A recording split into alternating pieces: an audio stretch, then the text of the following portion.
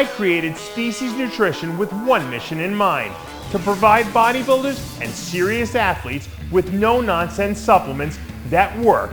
I put my name and reputation on every bottle of Species Nutrition products. If you want to be your absolute best, join the evolution.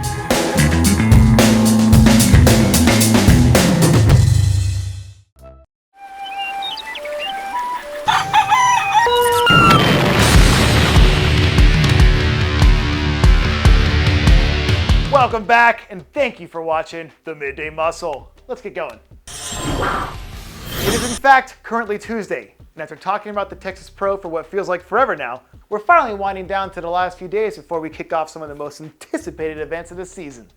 So let's ask you this. After what we saw from Hunter Labrada last weekend, do you still consider Andrew Jack as the odds-on favorite to run away with the men's open title?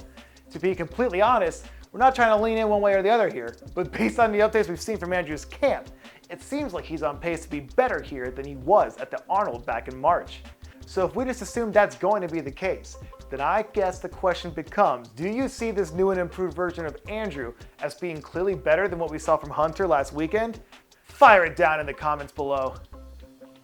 And now let us naturally transition right over to Hunter, because this showdown between him and Andrew feels like it's taken on a little bit more significance after what he did in Tampa, especially if you try to project ahead to what the potential implications might be for what sort of advantage a win here would give either one heading into November.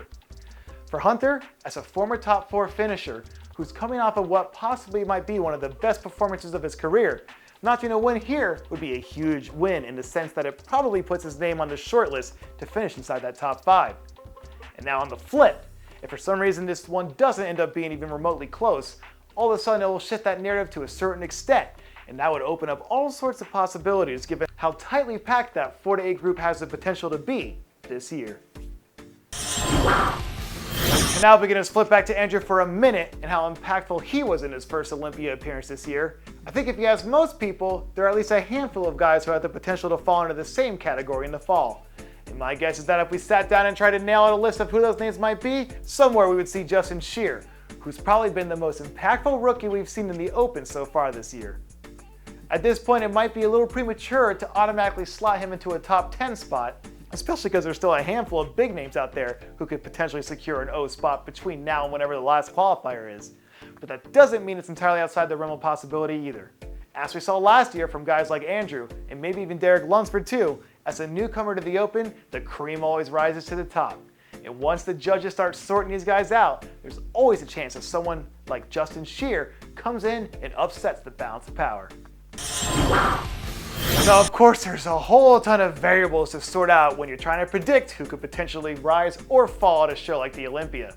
But if we're just going based on what we've already seen so far this year, then I think you almost have to put an arrow up next to Michael KRIZO's name, which means that he could also have the potential to be a disruptive force here when we're looking at the finishers in that 5 to 8 range. Someone would probably likely debate us on this, but we think he was dramatically improved from last year to this year, especially with his conditioning, which is probably the biggest criticism that he faced during his rookie campaign. At one point this year, there was a rumor floating around that he was planning to compete 2 or 3 times in 2023, and potentially even in the Arnold UK, which is slated for sometime in early September. So, if he does end up rolling into that show and steamrolling the rest of the lineup then, at that point, he'll probably warrant some serious consideration as a top 5 threat when he squares off with the rest of that top group on the Olympia stage. And that will do it for this Tuesday's Midday Muscle. Keep it casual. See you back tomorrow.